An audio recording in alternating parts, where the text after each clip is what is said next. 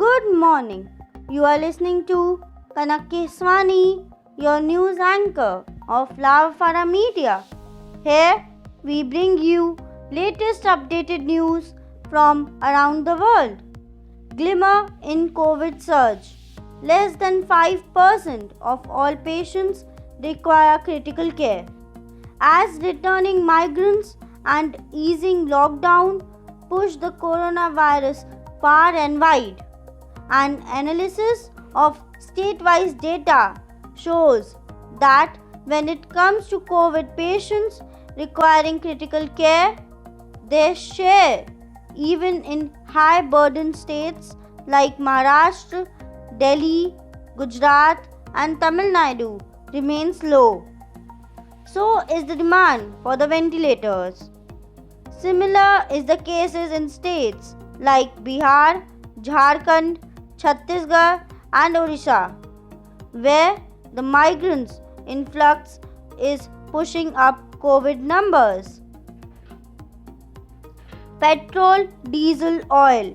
Companies can take steps from June to compensate for the agency losses, then the price will change daily.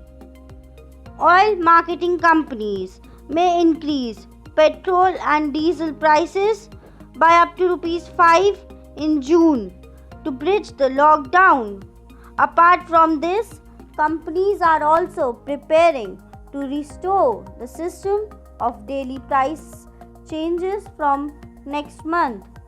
He says that with low sales in lockdown, governments have also increased taxes, which has led to a huge difference in cost and sales.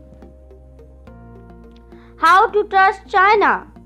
Amid provoking action near LAC and the line of control in Sikkim, China has described the situation on the outskirts with India as stable and controlled, while Nepal, which has created a dispute over the Lipulekh and Kalapani region in Uttarakhand, has also the idea of amending the constitution on the issue is currently abandoned.